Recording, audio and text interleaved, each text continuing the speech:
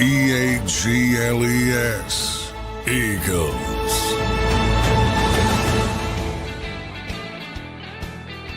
Welcome in, everybody, to a Monday edition of Birds 365 here on JAKIB Sports. I'm your host, Zander Krause. That's my co-host, John McMullen. A little nighttime edition of Birds 365 following practice number 4 that's open to the media today. Johnny Mac, how you doing on this Monday evening, brother? Drained. Hot one today. Hot one. Only going to be worse tomorrow, supposedly. So, and the pads are coming on tomorrow, as we predicted this morning for people tuning in. Today they had shells on, helmets and pads, shoulder pads, but the full pads are coming on tomorrow. So there's going to be some laboring tomorrow. Yes, sir. No doubt about it. Some pads on today, a little bit, at least the shoulder pads coming on. That's pretty good, Johnny Mac. John, what are your first couple takeaways from practice today? I'll tell you, just from consuming your reports and the rest of the beat reporters around the city and who are all at practice, boy, the defense is having some good days, John. They're stacking some good days. What were your first thoughts from today's day number 4, practice number 4, training camp practice? Yeah, interception. Yeah, how about it? So I think, Jalen went 900 attempts without an interception. I'm joking. I don't know what the number was, but you get that out of the way. And it was a great interception by Quinyon Mitchell. It was one-handed ball. That was the one thing that Quinyon didn't do well as a rookie. Didn't have great ball skills. Was always in a position to make plays, but didn't make them. Finally got the interception late. His first, but man, yeah, it was a great pick. It was an Walk us through it. ball. What was it, down the sideline? I know it was like an underthrown ball. What happened on the Yeah, pick? it looked like Jalen and AJ weren't on the same page. AJ was looking for a go route. Might have been a good pass rush. Threw it off his back foot. Quinyon saw right away it was going to be underthrown. So he went back to get it, one-handed stab. So great play by Quinyon Mitchell. So another interception later, but that was third team. Kyle McCord, Tariq Castro-Fields got him. So bunch of pass breakups. Good day for the defense, especially the coverage. Jeremiah Trotter Jr. in zone coverage. So that's one thing you always think about with him as a young player. Is he going to be able to handle the coverage aspect? He did a nice job today. So a lot of positive from the defense. Mac McWilliams on 6'6", Johnny Wilson pass breakup in the end zone, red zone work. So Mac McWilliams showing some flashes, John, early in camp here. Yeah, and he got some extra work today because he was the dime back. Drew Makuba wasn't able to practice today, so he got some work as the dime back with the first team. They seem to really like Mac McWilliams and his ability to be sticky in coverage, so that's positive. And that shows you how close you are to being on the field. One injury and bang, he's the dime back. Not that they use dime packages a lot, but you're relevant for a role in the defense. That's how quickly it can happen. No doubt about it. John Carter comes back out today. That was good to see Jaylen Carter out on the field, but a lot of defense dominating the storylines. We're going to talk a little bit about Makuba today. We got to get to that cornerback too, because Adoree Jackson got a lot of the reps there again. I'm wondering if some of those out of the lock or off the team additions might come into play, depending on what Howie has in the arsenal that he could do this year. But let's start with Jaylen Carter. He was back out there today. Did you see anything from him, or just kind of a nice thing to see him back out on the football field? No, he didn't work in team drills at all. So he was back doing some individual work, but he wasn't in any of the team drills. So still being very cautious with him. I saw somebody say that's the defense game. He didn't play on the team stuff. So not that he wouldn't be a big impact, but wasn't back to that degree. So just working in individual, but he's getting closer to being back out there. So,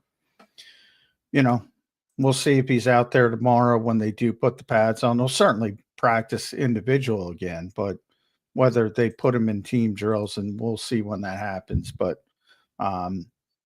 they're still being very cautious with him.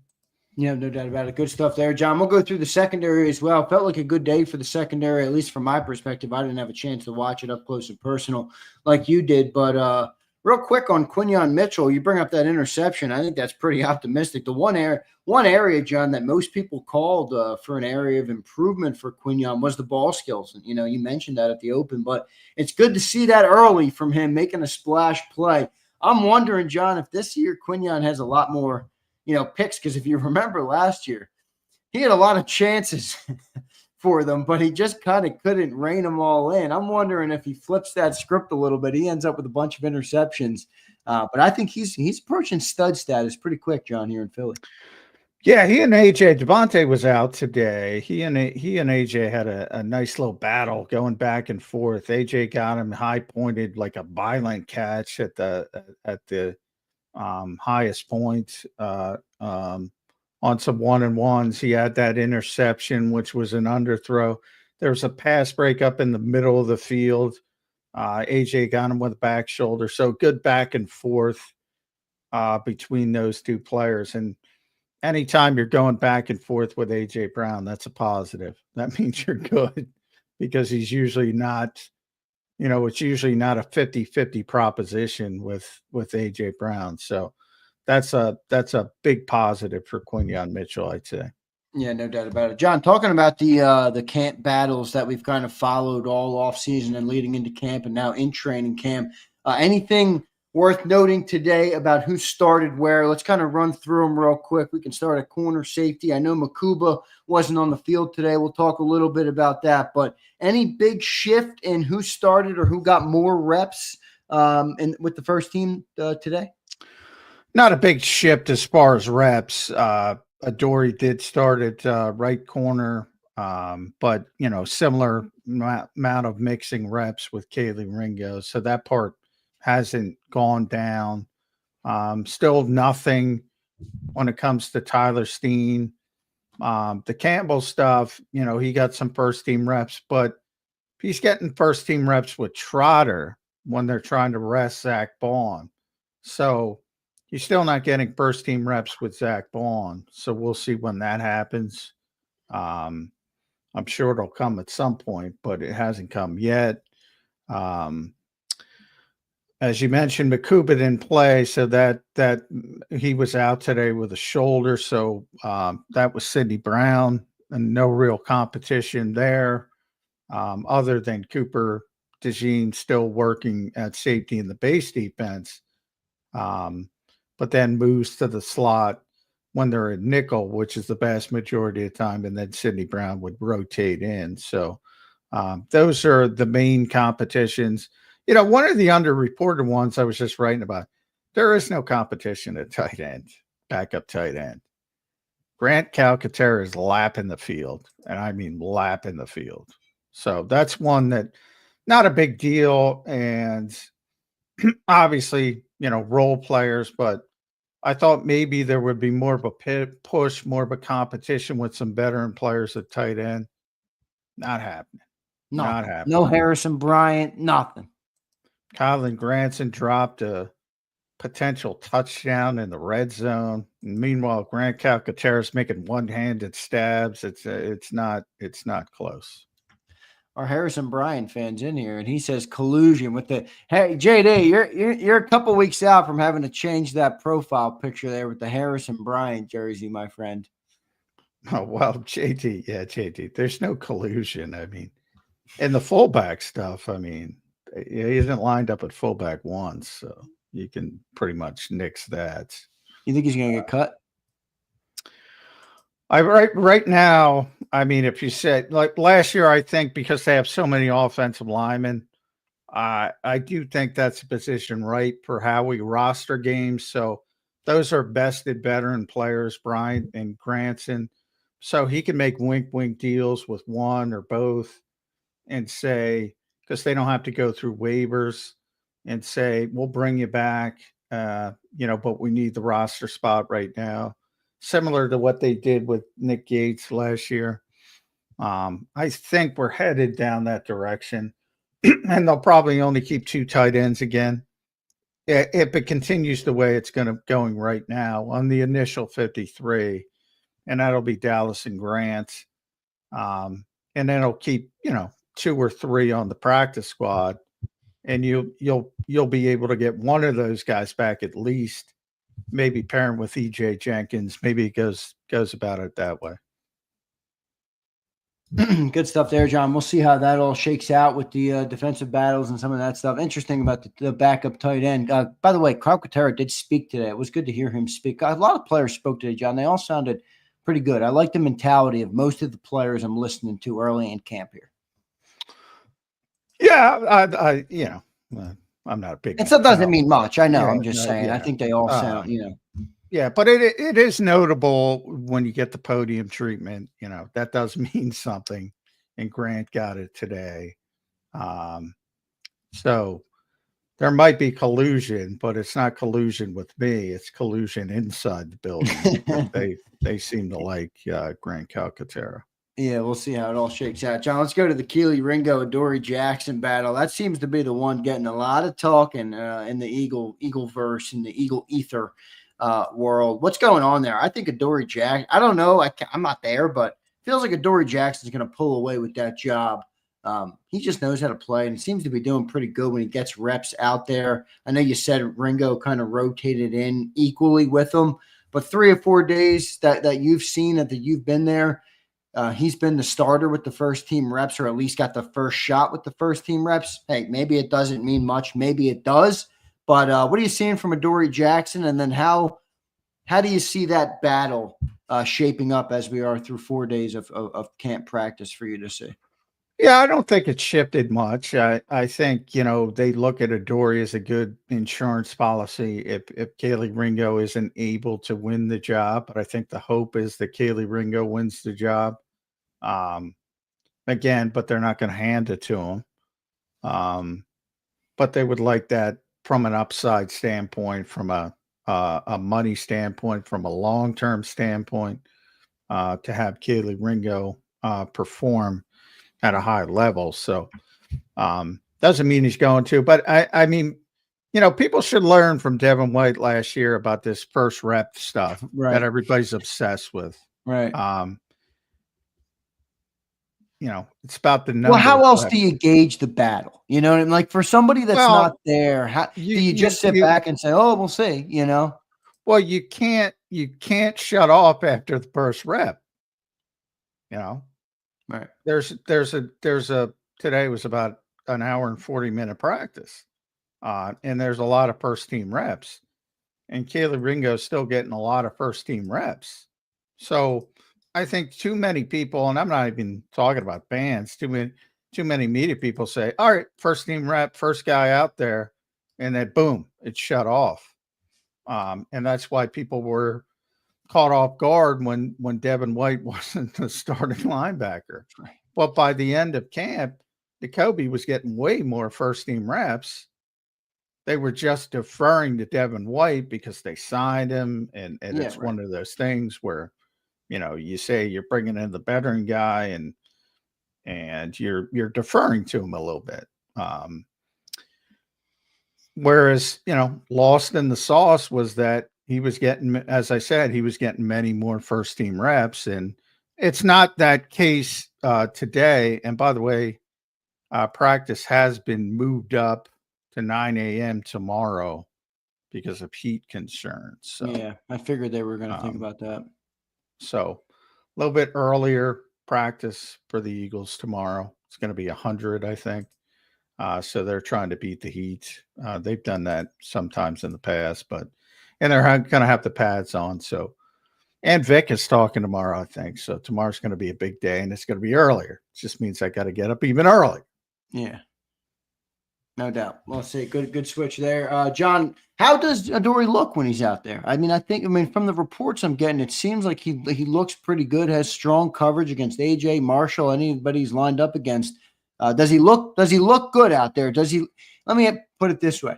If Ringo falls flat, Are they going to need to go and sign a corner, or do you believe Adoree Jackson would be who they would default to and they wouldn't look outside the room? No, he's like I said, I think he looks like a good insurance policy, and that's how they view him. And I think they'd be very comfortable if they had to play him. But, you know, the hope is that the younger player seizes it, just like it is with, you know, Jihad Campbell eventually, or Drew Makuba. As rookies, you know, you always hope, you always want, you always project. Doesn't mean it's going to happen. And you need those contingencies. And I think Adoree Jackson's played a lot of football. And he knows how to play, and he'll be a very competent player. I have no doubt about that. But he doesn't have the upside at this stage that Kelee Ringo has from a physical perspective. Yeah, we'll see how that develops. I'm wondering if Adoree could win that and kind of take it and maybe be a James Bradbury, get another deal here in Philly and kind of have that position for a year or two. I don't know if he's that good or if they would go that route, but I'd be curious to see what they end up doing. Because if he's second team All-Pro, yeah, they'll bring him back. Yeah, right. But if Ringo doesn't steal the job or you know, or win it, or and you're looking at another year of him, you know, as a backup, what do you do at that spot? I don't think you come in with Ringo in year 4 and slot him into the starter. If you this is probably it for him as far as earning it. So, you know, a lot of pressure on him, no doubt about it. And, you know, I think, you know, he had a tough start on day one, but, you know, he hasn't been bad over the last 3 days. So, again, I think that was overblown. And you know, I think people treat practice like a game, and it's not. So, you know, he's getting better as well. And, you know, he's got to fix the problem at the catch point, which is significant.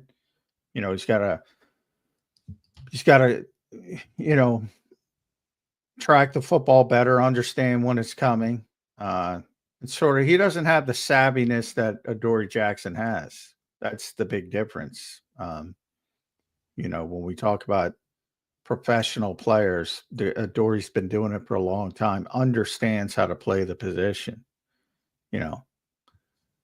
But you look at somebody like Patrick Peterson late in his career in Pittsburgh, or even Slay late in his career, you know, those guys know how to play. Those guys, and they're savvier, but at some point, you know, the regression in, you know, their physical tools overtakes that.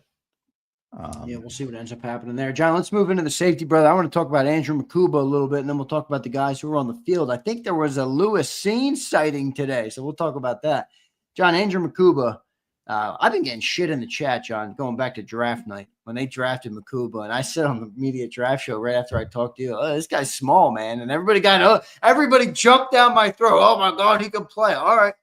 Well, he's already got an injury, John. I know it's early in camp. I know it might not mean a whole lot, but my concern with Makuba has always been, how is his body going to hold up in the NFL? What are your thoughts on Makuba missing practice with a shoulder injury after Saturday's practice today? You know, it hurts because, you know, you saw it with Cooper, rookies especially. You know, Vic is going to want them to be at practice. We'll see how long. He was out there. You know, it wasn't so serious that they were keeping him off the field. So he was watching.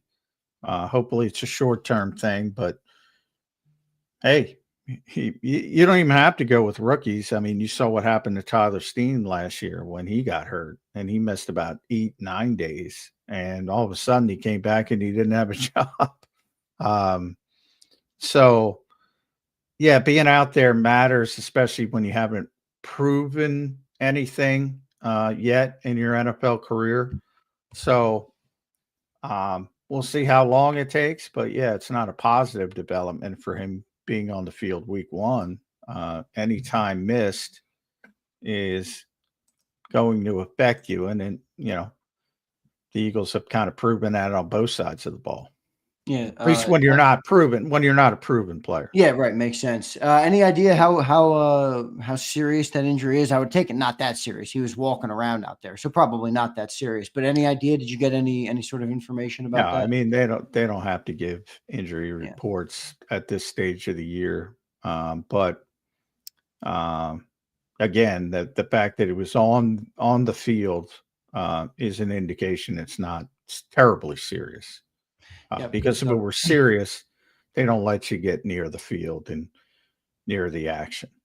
All right, Sidney Brown, John, getting the vast majority of reps today with the first team in nickel without Makuba out there. How does Sidney Brown look, and have your thoughts on him working in the Fangio defense shifted at all? What are you seeing from Sidney Brown so far in training camp? Well, I think he's performed better than Drew early in camp, but no, I still don't think he's a fit for what Vic likes to do. So there's sort of a give and take.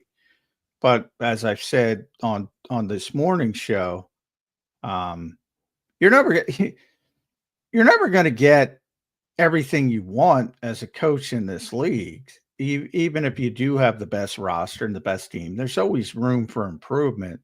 So, there's nothing wrong with looking for the type of player you want at every particular position. But while you're looking and while you're trying to gain that player, you have to utilize what you have the best way possible. To me, that's where the Eagles are at safety with Sidney Brown.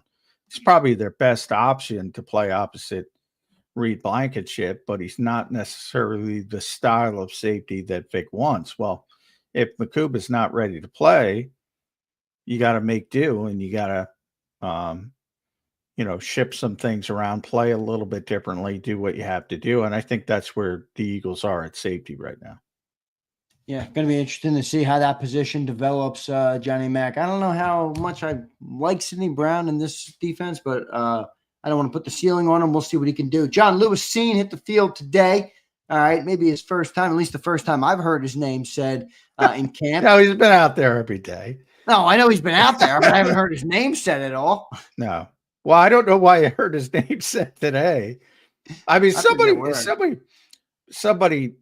Why do you not talk about Lewis Seen? Why do none of you guys talk about Lewis? Because there's nothing to talk about. Bottom, buried on the depth chart. Nothing. Nothing. All right, so he's done. All right, moving on. John, Cooper DeJean getting a lot of safety reps in the base defense again, right? So you think that's where he's going to be in base, even if it's 10% of the time or whatever it is? Yeah, right now, yeah. He's playing it very well. That doesn't surprise me. You could line Cooper up anywhere in that secondary. I bet you would have the same take. Yeah. In fact, I think ultimately when we were talking about Sidney Brown, ultimately, if they could find somebody to play the slot, Mac McWilliams potentially, all of a sudden Cooper might be back at safety full time. I think Vic really, really likes Cooper DeJean at safety. Really, really likes him, and really likes the impact that he could potentially have on the game. But you need to have somebody who can play a slot. And is Mac McWilliams in the slot better than Sidney Brown at safety in a Vic Fangio defense? Right. I doubt it. What's a better tandem, right? Sidney and Cooper in the slot, or Mac and Cooper at safety? I don't know. Yeah, and it could be Makuba in the slot. Who knows? But Makuba does look like he could be a slot to me. Yeah, it looks like one from a size perspective, but that doesn't always translate. People talked about Isaiah Rodgers that way for years because he looks like a slot corner. Well, he doesn't play the slot. He doesn't like to play the slot. He's a good outside corner, even though he's undersized. So you have to be careful about just sort of projecting players because they fit the size, they fit the suit for old Brady Bunch spans. I'm going back to the 1970s, so there's probably none of them, but there's an old episode where he fit the suit. Just because you fit the suit and you look like a slot cornerback doesn't mean you can play slot cornerback. Yeah, that's true. We'll see what ends up happening with that. Any chance they move Ringo, John? somebody was speculating today. He looks like a safety, and like you just said, yeah, Well, that's the thing. the Yeah. perfect Well, analogy. he looks like a safety because he's 6'2" and Yeah. 200. As and Adore said, 220. Looks like he's 220. So that's why, again, he fits the suit, but he's never played safety before. Yeah, so there's been no evidence of any thought of him at safety. So just because he looks like a safety doesn't mean Pie in the sky right now. Yeah. Out goes the window, John. Have you heard the fan song that was created about Cooper DeJean? We talked about this before. I have not. Cooper DeJean is not a safety. And out the window it goes, baby. He's just a quarter who locks down your number one. Now it's gone, John. It's gone if they move him to safety, but we'll see what ends up happening. You got to be careful. You got to be careful with that stuff. You know, Vic will do what he wants to do. Yeah, it's true.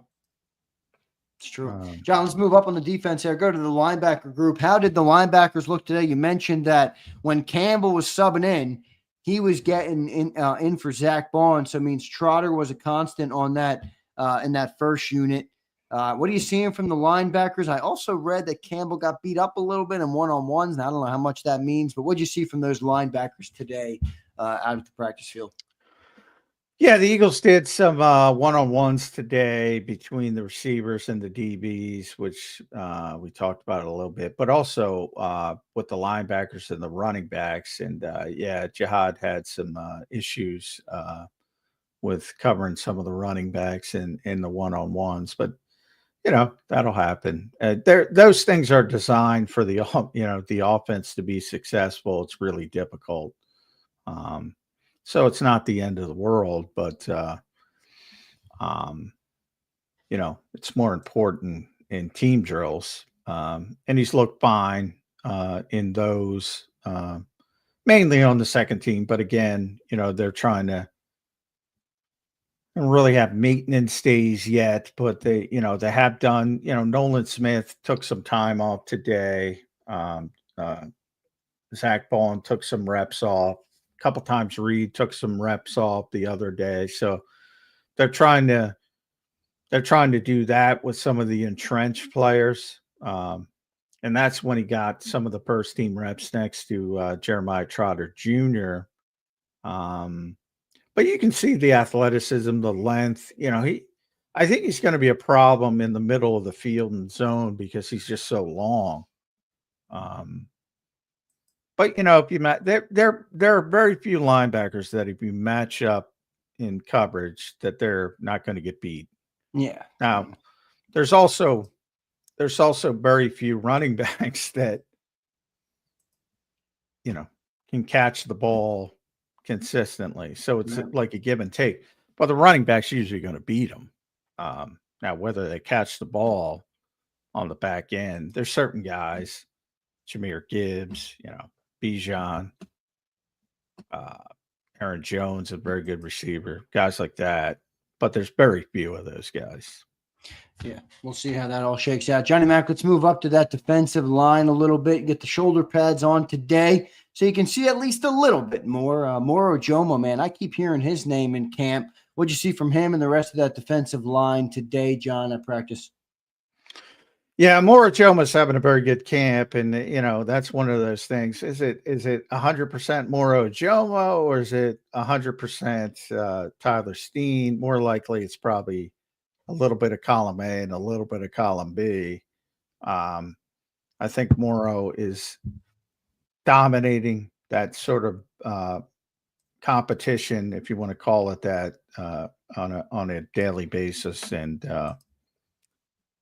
if you flipped it and played him over Landon Dickerson, it'd probably change pretty quickly. So you have to be careful. I kind of mentioned that the other day. Tyler Steen, yeah, I'm a little bit surprised. He's a concern of mine. Really, if this is any indication, he's going to really struggle in pass protection. And I can really screw you up on offense, even if the other guys are performing at an optimal level. Only takes one guy to mess it up. So we'll see how that develops as camp goes on. That'll be more important as the pads come on. But yeah, I think Moore is going to have a big camp. And I don't think Tyler Steen could block him, and that's where he usually lines up. And it's like every player, John, every player gets asked about Tyler Steen, and they all keep talking about this talent. And I'm like, I every time I talk about it, they're seeing. Well, I think he's a good. I think he's a good tackle trying to play guard. When he did play tackle in practice, he looked very comfortable. He played, 4 years of tackle at Vanderbilt, then another year at Alabama. To me, he's much more comfortable playing tackle, but his arms aren't long enough, and they think he's a good player, and they want to teach him guard. And hey, maybe he gets it. Look, there are a lot of times where Isaac Seumalo looked really bad early in his career. I mean, really bad. To the point I asked Stoutland at one point, is there a concern? Is there a possibility you guys can move on? And he was like, he gave me the Stoutland look. He's like, no, I love the, so he knows, but sometimes it takes time to get there. By the time Isaac left here, he was a great player.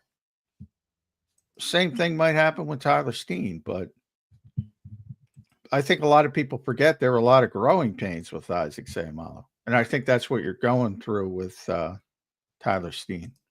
If I'm a betting man, I'm not going to take that bet, but I appreciate the potential for optimism there that exists. Good stuff there. I like to hear. By the way, Moro Jomo spoke today. He is a well-spoken dude, man. You could tell he's a smart dude. He went to college when he was 17. Yeah, you could tell he's a polished dude for sure.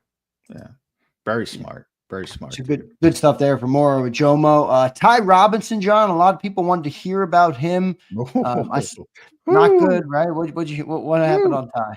I don't know if you can have a welcome to the NFL moment in practice. Ty Robinson probably had that today.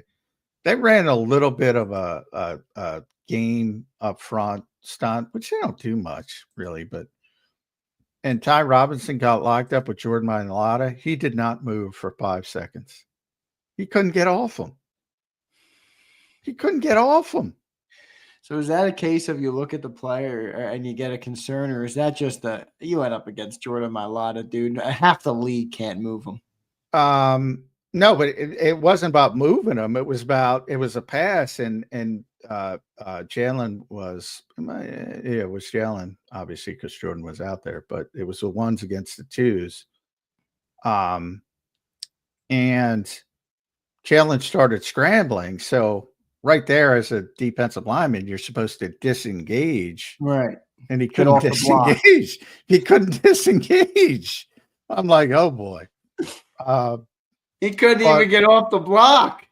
And then the second part was there was a little bit of a play to the other side of the field, and he wasn't chasing the play. And Clint Hurd gave him an earful, because you got to hustle at all times. So yeah, not the best start, but again, very young player, day 3 pick. I think, people like to skip steps. Yeah. And I think he'll be better when the pads come on. Maybe not against Jordan, but yeah, because he's a physical player. But he went up against a more physical player today.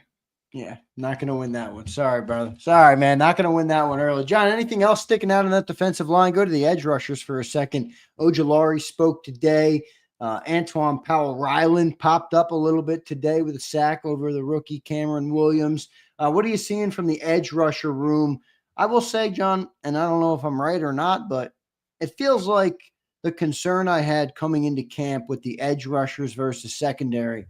With the secondary, it's maybe increased a little bit because I'm not sure about Makuba or Ringo. And on the front with the edge rushers, I feel a little bit better. Maybe I shouldn't. You tell me, what are you seeing from the edge rushers?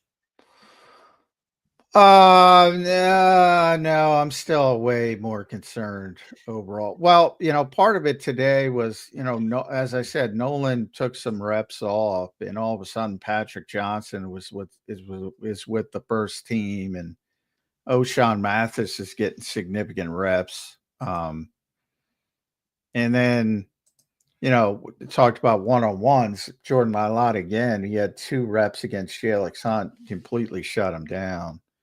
But again, it's Jordan Mailata. It's ironic because Jordan, spoke so highly of Jalen. And again, but remember, one-on-ones, that's one that's defensive, edge rushing. It's easier for the defense than the offense. Not many things, Right. but one-on-one between the offensive line, defensive line is heavily slanted towards the defense. So anytime it's like a stalemate, like Landon Dickerson, Moro Jomo had 2 reps, and that was like a stalemate, and that's like good for the offense. Yeah, right. But for the defense, to get beaten twice pretty soundly is not good. So in the case of that's what happened with Jalix, but he's not going to be. The good news is he's not going to be playing against Jordan Mailata in games. So you have to use that. You have to get it better. But yeah, I'm still concerned about the depth. I don't like it a little bit, and they're like a play away from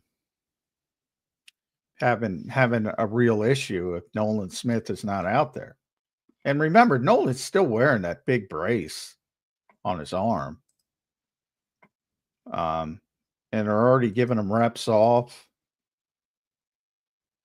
Yeah, although the new guy they signed he's shown, so I think he might end up being relevant. Because he knows how to but I also think they might trade for an edge rusher. But the big O, as I call him. You think there's a bigger chance of an edge rusher trade or a secondary trade?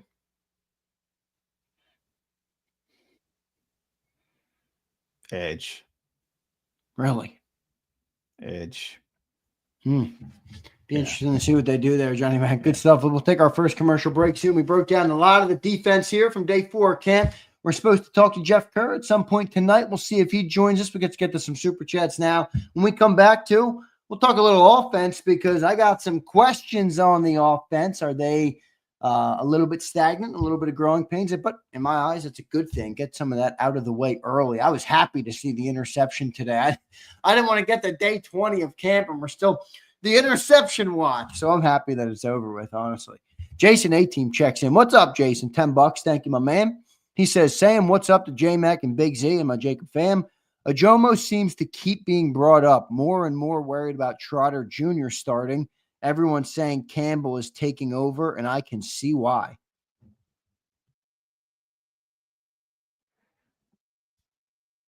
Yeah, I don't know who you're listening to. I mean, I think he'll eventually be the starter, but I mean, Trotter is taking. Interesting. You said when he was coming in every first team. Yeah. Well, they were giving Paul some, as I said, some maintenance snaps off. Every first team rep to this point with Zach Ball has been Trotter. And he's played pretty well. So, I mean, not that obviously the end game is ultimately Campbell, but he hasn't performed poorly as I've gotten from that. I don't think at all he's performed poorly. Trotter. So, the thought behind the Campbell stuff is they took him in the first round. That's where they want to go, but he's still, working his way back and he's still limited, which nobody seems to mention. He's still listed on the injury report that we get as limited, and he's still on a rep count. Now, when he's fully healthy, yeah, he's very athletic. He's very long. I think he's going to be a problem in the middle of the field just because of how athletic and long he is. But Trotter has not played poorly at all. I mean, he's done a solid job so far. Yep, positive news there, John. We might be on a slight delay. It just randomly comes out of nowhere. I don't know. I can't really tell. What the hell? Let's keep rolling on here. It might be better now. B Pump says, "All right, man. It's a damn heat." Yeah, it might be. WTF? Who here wanted Christian Wilkins? This guy is a repeat offender. Just saw a video of Buddy doing the splits. Won't work here, sir." Everybody's talking about Christian Wilkins. I don't know. I'm out of the loop, but no, they're not bringing in Christian Wilkins. It's a little goofy, John. It's a little goofy. No, I don't know if he's healthy. I don't know what's going on from that. Did you see the story there? If he is healthy, he's going to make way too much money for. No, I haven't.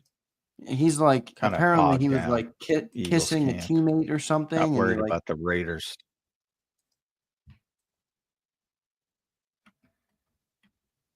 No, haven't gotten into it. Not seen it.